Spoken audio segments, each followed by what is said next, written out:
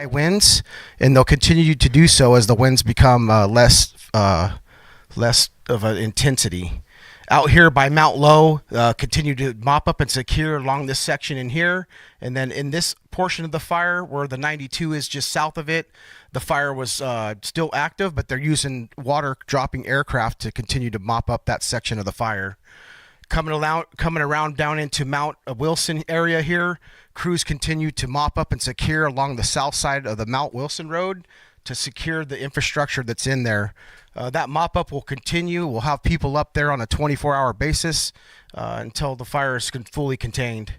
As you come down out here towards the east end of the fire, near Winters Creek, we used aircraft, helicopters to drop water and retardant in this section here when the winds were favorable. As you come further south along the east side of the line, it's still holding. Crews are still continuing to mop up and secure the fire's perimeter in this location. As you come across here down towards the reservoir, down the east side of the fire here, crews continue to mop up and secure in that location. The fire that's across canyon from the reservoir continues to be mopped up by aircraft. As you come along the south portion of the fire here, crews continue to mop up and secure along the perimeter of the fire, trying to secure any hot sources of vegetation that exist along the bottom edge of the fire, coming all the way back up here towards the west side of the fire. Other than that, end of report. Thank you. Thank you, Ernie. Next up to talk about recovery operations is Operations Section Chief Jed Gaines. All right, good afternoon. Crews continue to work with our urban search and rescue and the county sheriff's search and rescue teams. We have 3 teams that consist of approximately 400 personnel that are going through house to house, structure to structure, searching for any human remains and looking for missing persons. We have highly trained human remain dogs and an anthropologist with each team that continue to look and search out.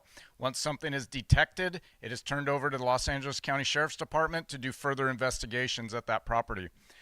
We have our damage inspection teams that are continuing to work in all areas. A large majority of our team is working in the Altadena area, and all of that info is posted on the Los Angeles County website for an update on the damaged homes, both damaged and destroyed. We have crews and fire engines in here continue to work and mop up. We have a hazardous materials team that is assigned to assist our urban search and rescue workers with decon, and we are also mitigating any hazardous material issues that still exist out in the fire area. Thank you. Thank you. Next with our weather update is going to be James White, incident meteorologist.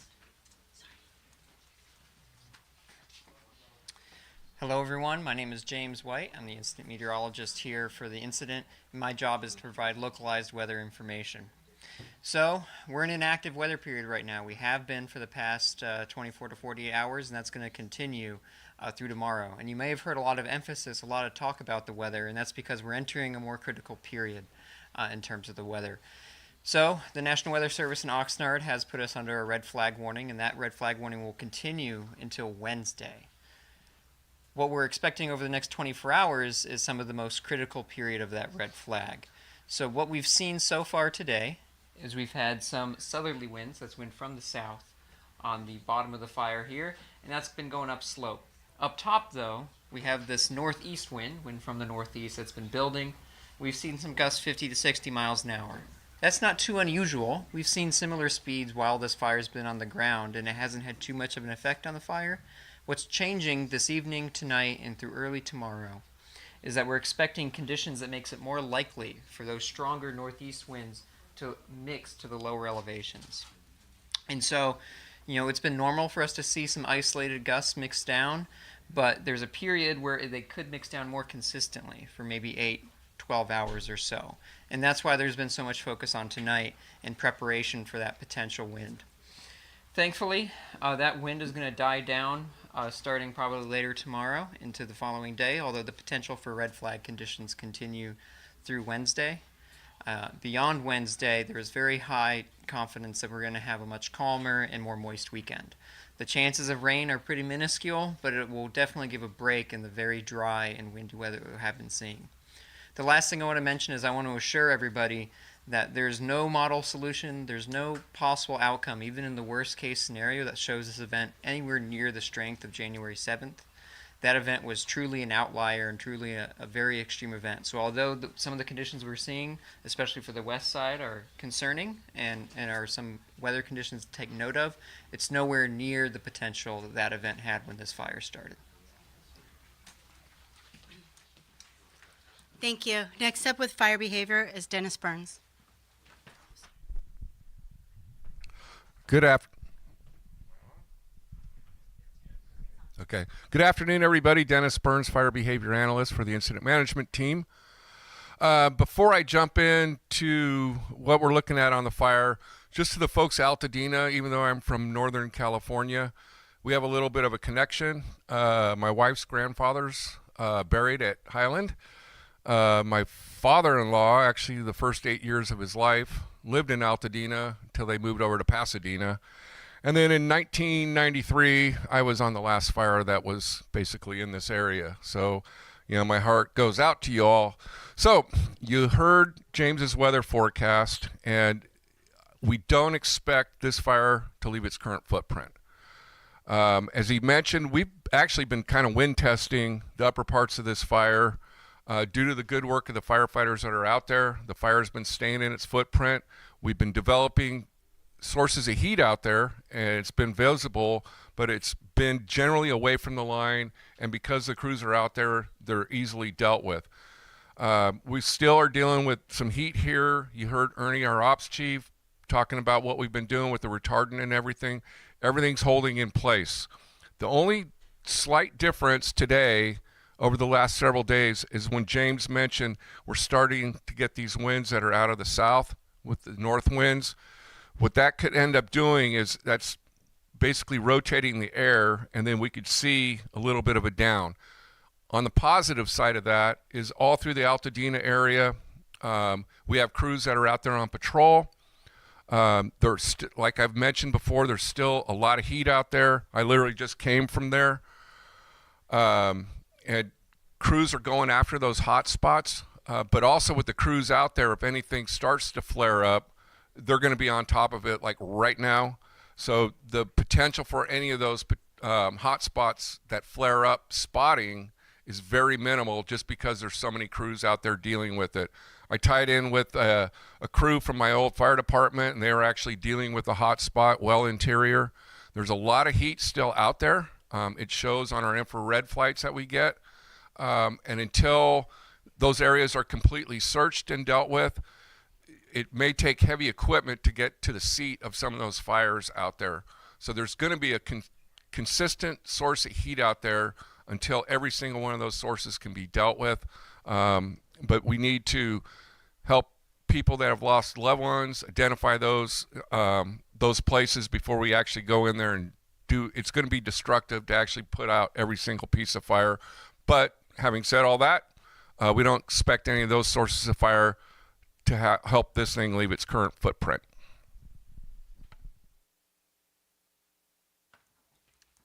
Thank you for that.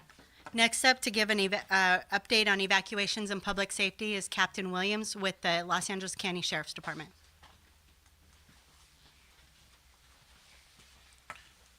Hi, I just want to give a quick update.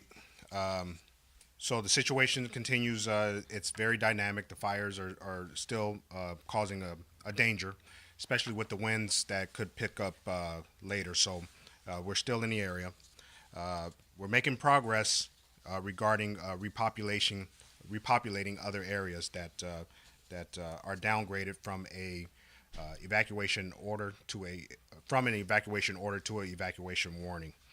The Sheriff's Department, we still have over 350 personnel working 24/7 with active missions that include road closures, traffic control points, roving security, welfare checks, and even evacuations as needed. There are still people within the evacuation zone, and if they need evacuation, we're there to help with that.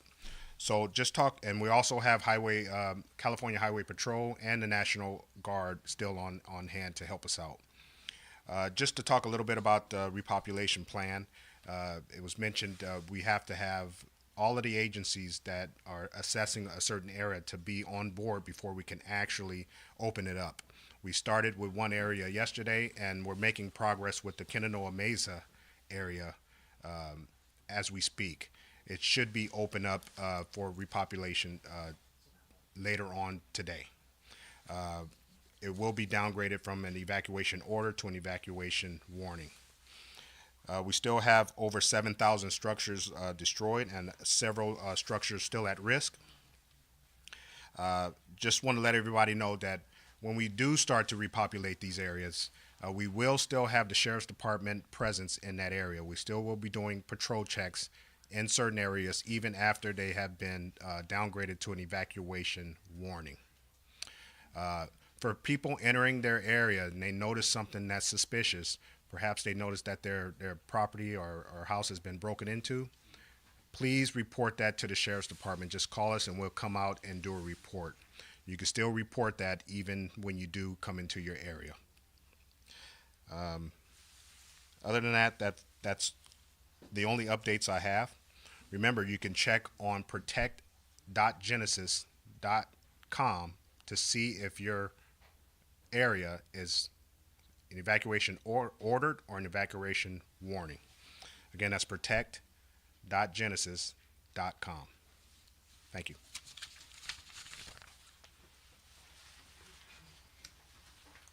Thank you for that information. The next from the LA County Joint Information Center to give us some recovery steps is Kevin Chavez.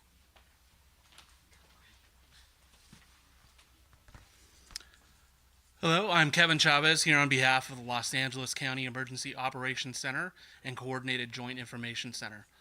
As we begin down this long road of recovery, we wanted to share some of the initial steps that can be taken to start that process.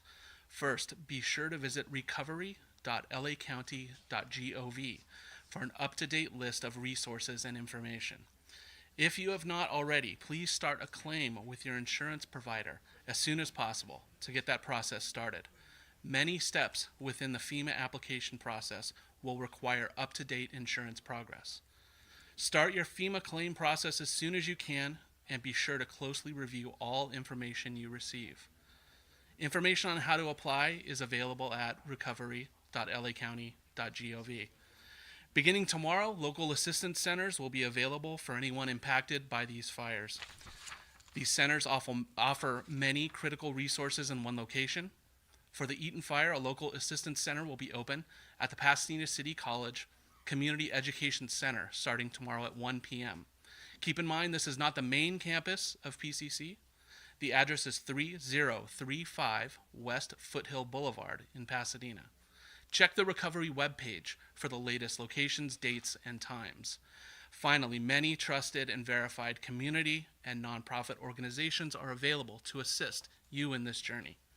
More information will be available in the coming days. Please visit recovery.lacounty.gov or call 211 for more. Thank you.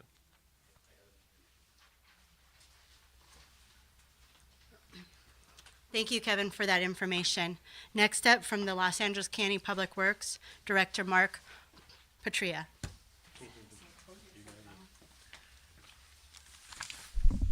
Good afternoon, everyone. As was described, I'm Mark Pastrell. I'm the Director of Public Works for Los Angeles County.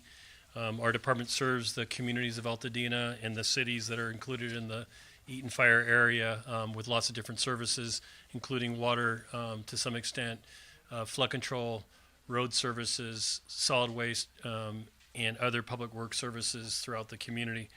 Again, as I start out today, I just want to reiterate my deepest sympathies to all the families who lost their homes. I have personal experience in this as well, so it's kind of personal at home, but also in my work life, and it's my pleasure to have the opportunity to gain your trust as your Public Works Director. I'm here to bring optimism and hope by talking to you today about what we know so far and what we're going to do to resolve the issues and what it's going to take to get you back into your homes. Let's start out first of all by again acknowledging the first responders who came in here into our community, both from our local resources, but also from far away, to extinguish this fire and to get us back on our feet. Of course, firefighting requires a lot of water. It can put a strain on the water system, and in fact, in this case, the water systems in your area were also impacted physically by the flames that occurred on your houses. The same thing happened on the municipal services that serve particularly the Altadena area. Those systems have been, again, pushed to the extreme limit, and currently they are all under a direct don't use order, meaning that it is not advisable and actually prohibited to use the water in the Altadena area. The Pasadena water system is pretty much up and going, so if you need to have very specifically whether or not you can use your water, you can go to water4la.com, find out which water agency that you are being served by, and then you can go to their websites and see what the current orders are. But I can tell you in general, if you've been evacuated and you're out of an evacuation zone, those areas are all do not use the water under do not use the water order from the state of California. Water customers in those burn area communities, again, do not drink the water. This also applies to your pets and domestic animals. Important to know. Okay. We have been out. What have we been doing? Oh, let me talk one more thing about water. There is a bottled water distribution site currently ongoing, supported by LA County Public Works and Pasadena Water and Power and the water agencies that serve you. You can get water at Altadena Pasadena joint effort at the following location: 450 Lake Avenue in Pasadena, or 4524 Hampton Road in La Cañada, Flint Ridge. We'll be continuing to distribute water in the community ongoing. We'll move that water around as needed, so you can count on us if you need bottled water to visit these locations. So what we've been doing as your public works agency is sending the full force of our agency out to actually assess the damage after the SAR teams have gone through the community. And what we're doing there, what we're assessing is, one, the water system, the road system, the traffic light system. We're assessing the light system and the trash system, and then we're very importantly assessing the flood control system that serves these foothill communities. As many of you know, this area is subject to potentially damaging floods on a regular basis, and it's even more intense now that we've had a fire. So our road crews have been cleaning fallen trees from roads to ensure access for first responders. Residents should be reminded to park off-street if you're in an area, if you're in an area where roads are needing to be cleared. We have 32 road closures currently in the unincorporated area, and we received 372 tree requests to date to remove trees, and we're in the process of removing those. We are currently I've restored 109 out of 130 traffic lights back in to operating. If you should see any trees or non-operating lights in your community, signals in your community, please call 1-800-675-HELP or 1-800-675-4357 to report any damage to these systems. Many people have been asking about trash collection, and what we've done now in the community is we are going to resume regular trash pickup on a twice-a-week basis. So usually it's once a week. We're going to go twice a week until we can resolve the built-up trash in your community. This, of course, varies depending upon where you're located. If you're a property owner who has a house has been fully burned down and your trash cans go out with it, we'll be around to pull those trash cans out as well. And then if you're in an area where you were left behind and you're behind the line, we would like to know that you're there, and we want to pick up your trash as well. So it'd be good for you to call in to our number again, 1-800-675-HELP, and let us know that you need trash service. On trash and on debris, I'll talk about that in a minute. Trash being different than debris. So on post-fire recovery, many people are asking, is it going to be easier to rebuild? It's been mentioned that the state of California is streamlining the process by eliminating some of the rules related to construction. Here in LA County, our supervisor is committed to streamlining the process, and our building department will be co-located with all the other permitting agencies in the Altadena area for the Altadena residents shortly to begin the process to understand what it will take to rebuild your home and to secure proper building permits for that purpose. But the first thing that has to happen before any building permit is pulled or considered is we have to ready the infrastructure of your community. That means I have to get the roads back, the sewer back, the storm drain back, the power back, the gas back in place, And then also we need to pull the debris from your properties. There's a process to remove hazardous waste, and I want to talk to you about that as the last item tonight. This will be a two-phase process in coordination with the state of California and the federal government. The first phase will be where we assess your property, we identify toxics on site, household hazardous waste and other toxics that may be on the site, including asbestos. We will remove those materials we will do that under our authority to remove hazardous materials without any permission from anybody. So what will happen is you'll see us out there with county health and fire hazmat removing these materials. Once your property has been cleaned of those materials, the property will be tagged with a sign that says phase 1 has been completed on this property. That's an indicator that you at some point now may be able to enter the property. But that doesn't mean it's necessarily safe for you to enter onto the property, because the materials we leave behind will too be hazardous to human health. And that's the silt and debris and broken down materials as the byproduct of the fire. And we want you to be very careful when you enter in your property once phase 1 is done. You should do that actually under the guidance of the county health department and the county fire department. And in fact, if you're looking to go onto your property and sift through material, I would talk to county fire before I decided I wanted to do that. Maybe county fire can help you with that process. We'll have to find out. But I do not recommend you sift through your own debris on your own. It is most definitely not good for children to be around, and it's most definitely should be done with the right clothing and the right respiratory materials, safeguards in place. Phase 2 will be where we come in and request that you sign off on the entry to your property through a right of entry process. We will then bring county contractors from the state of California who are certified to remove such materials, and we will commence upon the orderly removal of these materials from all of the lots within your neighborhoods. We'd like to do this in a very orderly way so that we're not disturbing the sites and we're not throwing ash in the air. So again, we'll have contractors that are contracted and certified to remove such materials, and we will remove them in an environmentally safe way by removing those materials and placing them in the right landfill for the materials that exist. This process is extremely important and will take some time to get done. It will probably not occur for another month or two, at least probably 6 weeks to 2 months before you see anyone actually taking materials off of sites, and it could be longer. This is because we're not fully set up yet and we do not have your right of entry forms yet. So the one thing you will be seeing us do is taking an assessment of the sites, as I said, in phase 1. Again, that's a process that we're very proud of and we have a good handle on, and I'm happy to tell you that it's a good process and one in which we'll leave you with a buildable pad, and that will then commence the process for reconstruction.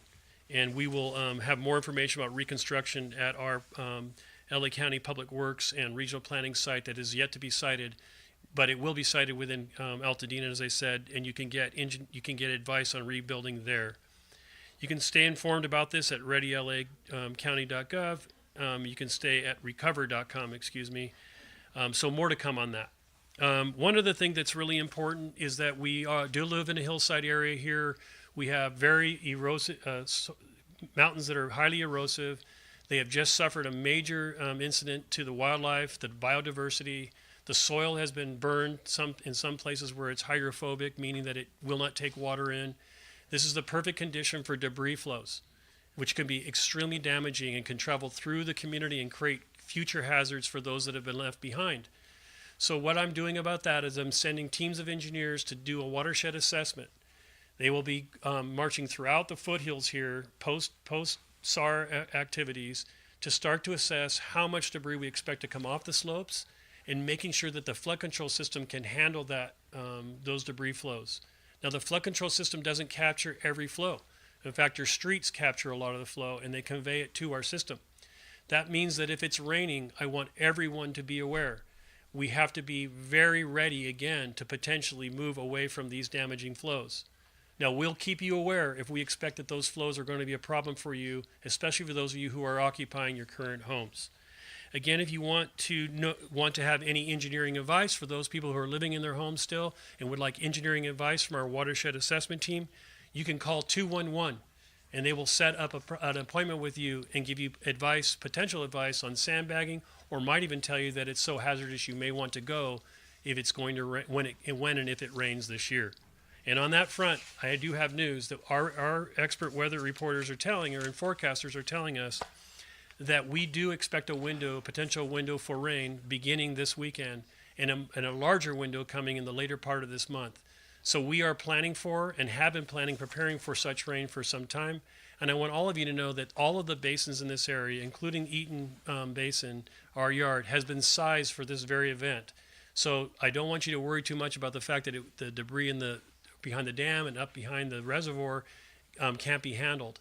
We've designed it for that, and we expect it to fully fill up in a couple rain events. And we've cleared it this year enough to capture all of the debris that's on these slopes here. So with that said, I will turn the over to next speaker and return with answers to questions. Thank you.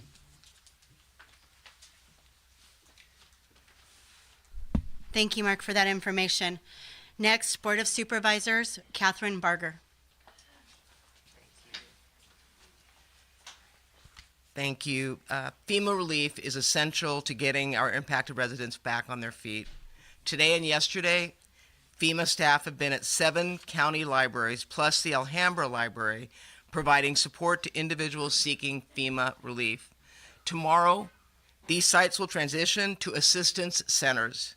The centers will be in-person venues where wildfire survivors can receive direct support for FEMA's assistant program, which helps residents get lodging, essential items, and other large financial needs.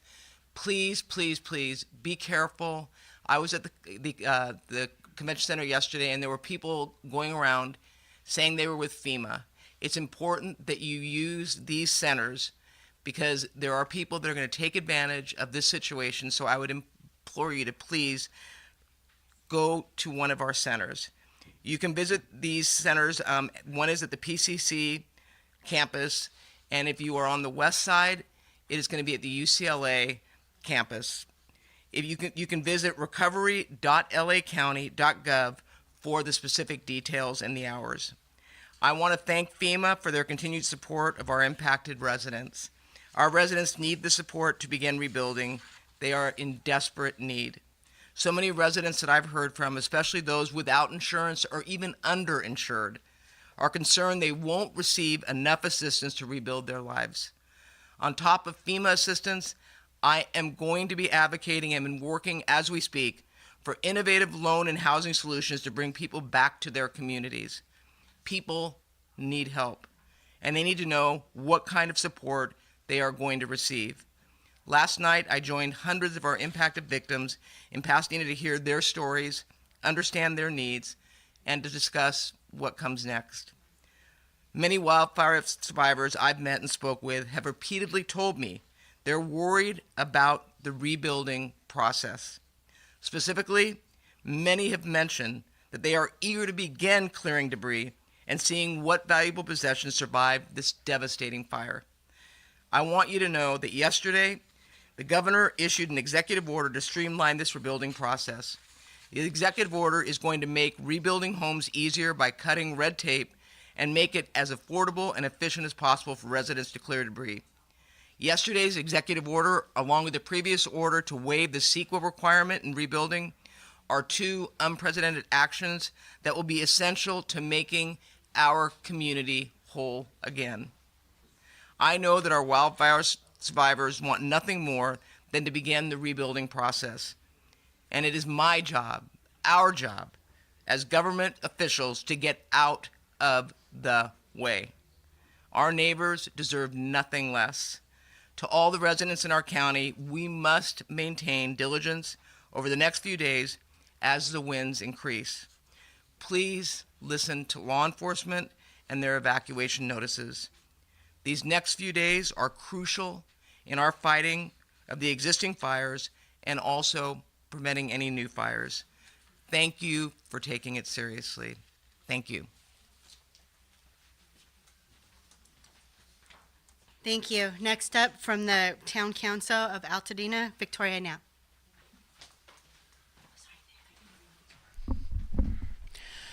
Good afternoon.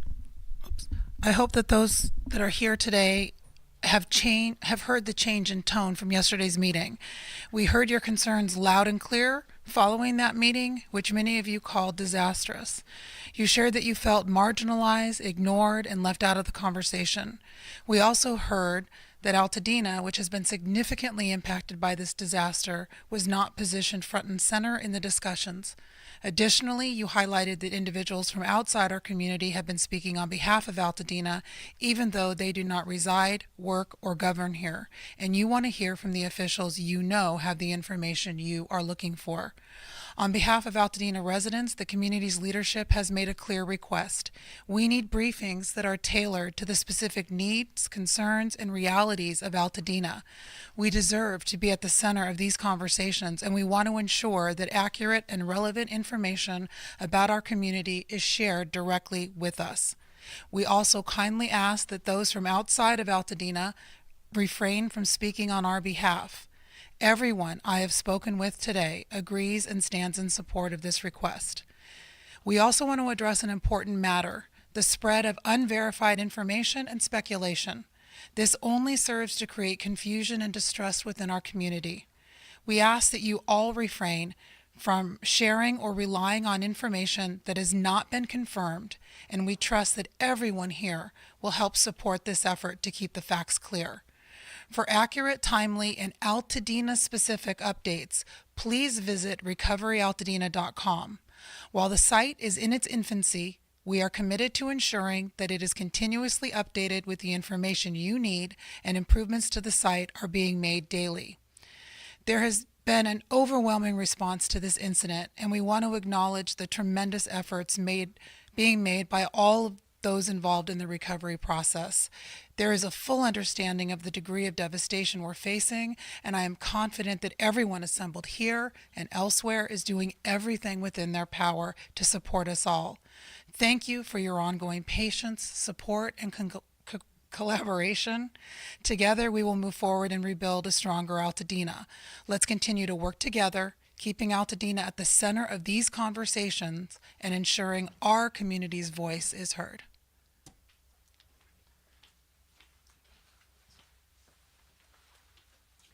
Thank you. Our next speaker from LA County Fire, Assistant Chief Springle.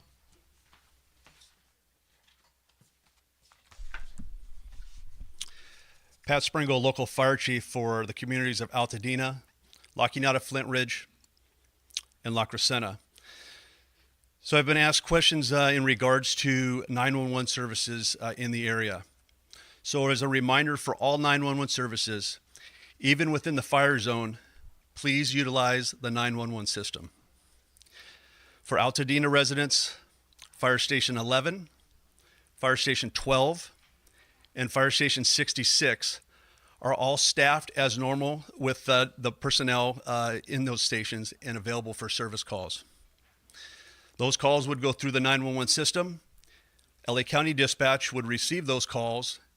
If they are fire calls that are related to the incident, they will be routed to the incident. If they are calls for service within those areas that are medical calls and such, those will be handled by our LA County Fire personnel as they would normally, as normal operation. Additionally, for the Altadena community, as a reminder, as crews work through the disaster zone, this is going to take days. There's many, many hazards as we've spoken about. There's many safety concerns. There's an abundance of urban search and rescue issues, public health issues, hazmat issues, and utilities that we have to get in place. We will keep you updated as to the best of our ability as we work through the process. Thank you.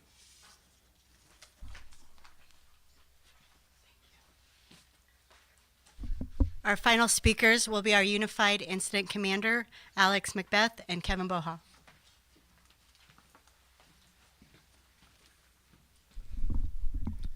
Good evening. Today I wanted to speak specifically about progress. So every day more inspections and searches are being completed. I do have the up-to-date data on damage inspections as of this meeting. As of right now, 5,806 structures have been inspected with 30% completion. And unfortunately, I'll report 329 have been reported as damaged and 2,722 have been destroyed. Collaboration in this all-risk mission has been beneficial to this point. We are aware of the incoming weather, and we've organized resources on this incident in the event that the predicted weather causes an increase in fire activity. Thank you for all your cooperation as we move forward. The inspections that I just spoke of are available on the county website on the link that's provided in the chat. Thank you.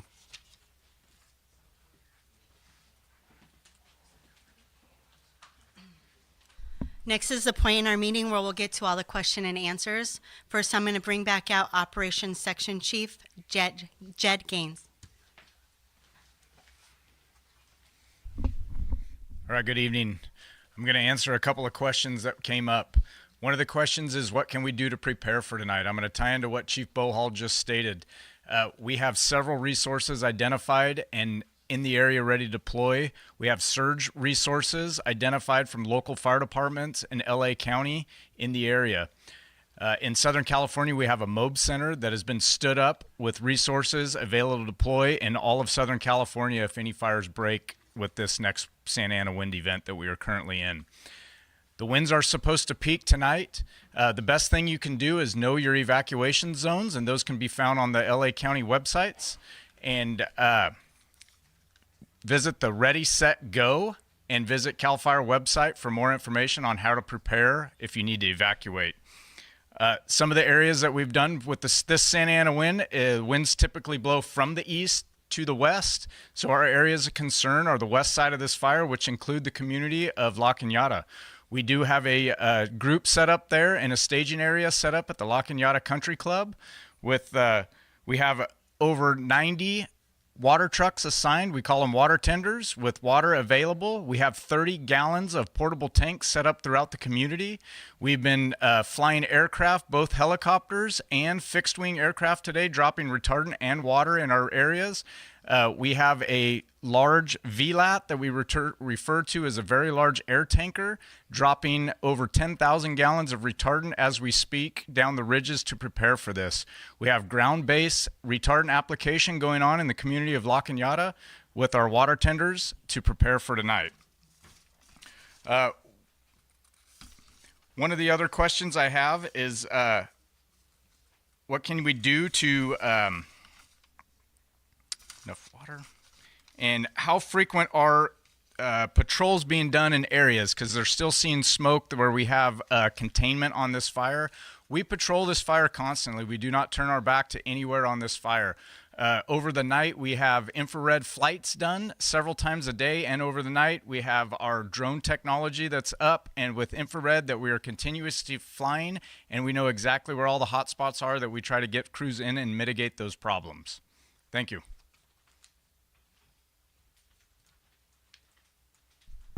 Thank you. Next for some questions and answers is going to be Captain Williams with the Sheriff's Department.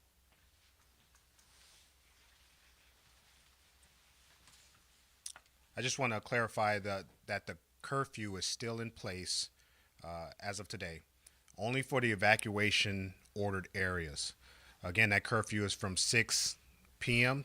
till 6 a.m., and it's only for the evacuation ordered areas. Once an area has been downgraded to evacuation warning, the checkpoints from that were blocking that area will essentially be moved, and people are allowed to go into that area to repopulate. Like I said earlier, we still will have patrol checks and roving patrols just to make sure that the area is still secure, and just to continue to protect the property. But the checkpoints at that point will be removed and it will be open. As of this morning, we've made 31 arrests for several violations, and a lot of them are for curfew violation. Just last night, 5 arrests were made. Just last night alone, 5 arrests. So we are strictly enforcing the curfew, and we ask anyone within the evacuation ordered area to please adhere to the curfew order. Again, if there's any reports, maybe someone comes back and sees that their house may have been broken into, we urge them to promptly call the police. It doesn't matter what time of day it is, call the Sheriff's Department, and we will come out to investigate. There's also question about whether or not they're letting people into the evacuation ordered area, even if they have ID. Still, we are not letting people into that area. Even if you do show ID that you live into that area, it is still considered unsafe, especially during that nighttime. It can be even more unsafe. And we don't want anybody to be in violation of that curfew and be potentially arrested. And if you are arrested, you are subject to a $1,000 fine and or jail time.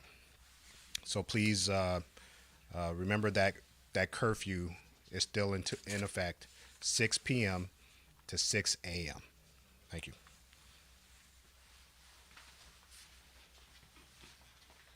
Thank you. Next, I would like to ask Director Mark Pastrelek to come back out and answer some questions. Hi, everyone. Someone has asked, we're in an evac warning, but we're without power and water. How do we get it turned back on? Okay, so there are a number of situations that's going on right now, depending upon where you're located. LA County Public Works is coordinating with the power and water utilities in the area. We have been doing damage assessments side by side with them and cleaning the road system at the same time. So the answer to that is your power and water will come back on over time. I would assume power will be come back on sooner than water. The water system, specifically in the Altadena area, has got a lot of work to do before it can be made potable, drinkable water. So you're going to need to be patient with that. And in that case, and this is the second part of the question, should we supplement with our own Generacs? In fact, it's not a bad idea if you have a Generac or another kind of generator, backup generator that you can get charged, either solar or otherwise, and have that on site to run the essentials.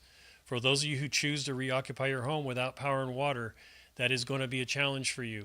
It isn't something that I actually recommend, but I also get the need to get into your home and make sure that it's kept safe.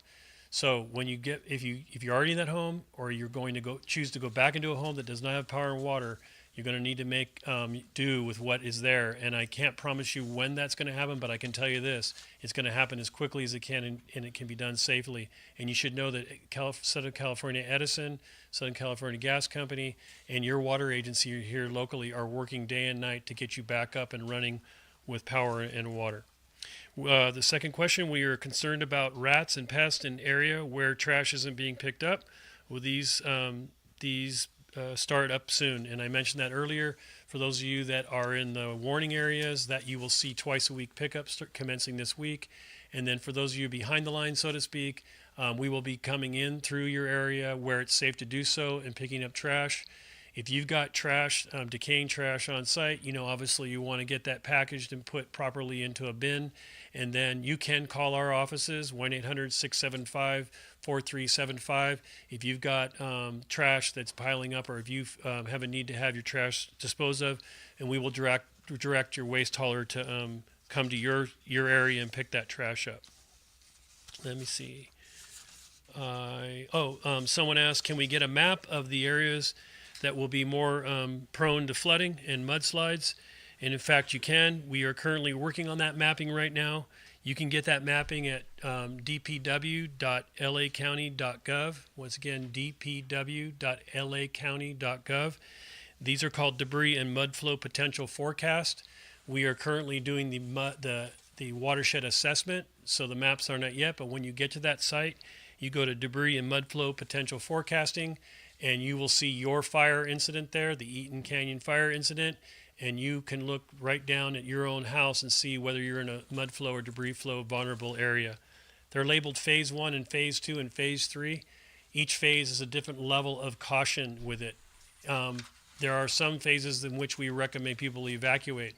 So it is important for you to begin researching this for yourself to see whether or not you may be potentially in an area where mud and debris flow are a potential hazard. Thank you.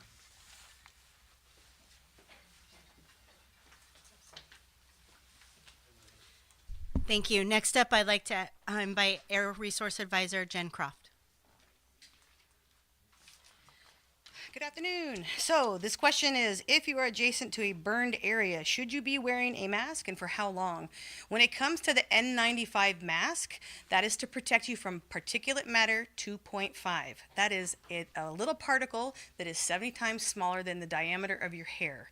So the N95 mask is pretty much the only, in the P100, the only things that will help stop or interfere with that particle going into your lungs. So should you wear one if you're adjacent to a burned area? Turn to the fire.airnow.gov website, where you will see a plethora of all the purple airs that your private citizens have purchased. And the bigger dots are my regulatory monitors that we set up and establish for long-term monitoring purposes. A big appreciation to all the private residents who have purchased a purple air. It certainly makes my job more easy. It also informs all of your neighbors as to the conditions at your location. When those colors become orange, red, and purple is when I would advise, or I will issue a recommendation to consider wearing an N95 mask. If you are disturbing particles or you're recovering debris, also a great idea to wear a PM 2.5 N95 mask. And for how long? So the how long is again, pay attention to the colors. Let your human body be the best influence for you. We have a great alert system. Your eyes will burn, your throat will get scratchy, you'll start coughing a little bit. That's, if you take it off and you're still doing that, put it back on and remove yourself from the area would be my recommendation. The other one is are wet masks, fabric masks, as good as an N95? The answer short, no, it is not. Fabric masks do not trap the particulate matter that is in the air at 2.5 levels. And so the wet component there, as you breathe, it'll probably make your throat feel a little bit better, but it's definitely not interfering with the particulates that are getting down past your upper respiratory into your lower respiratory and then scratching and injuring those lung alveoli, opening you for disease and all the other bacteria that's in the eye. We make really good petri dishes once our lungs get scratched. So my advice, stay clear of it, find good air, use that fire.airnow.gov map to find the better places, and thankfully today we're enjoying really good air quality. Thank you.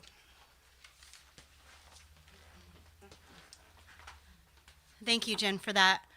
I'd like to also invite back from our Joint Information Center, Kevin Chavez.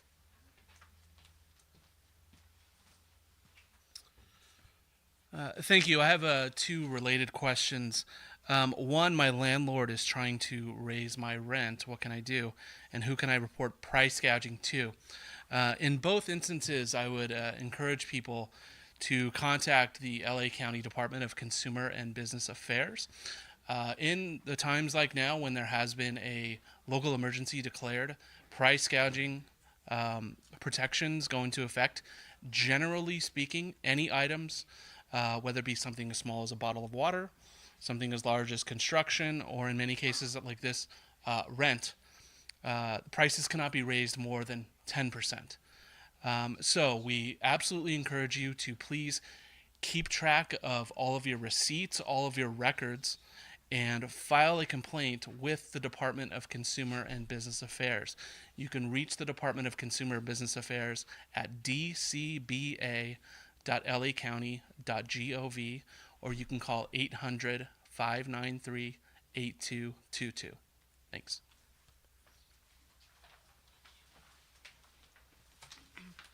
That's going to be it for this evening on the question and answers. I do encourage you to continue to send them in at our email at 2025.eaton@firenet.gov. And to cover some of the, I know we're getting a lot about FEMA. We're going to be having a local assistance center opening up here later this week, as well as a disaster assistance center that we can give you some information to get those answers. Thank you and have a good evening.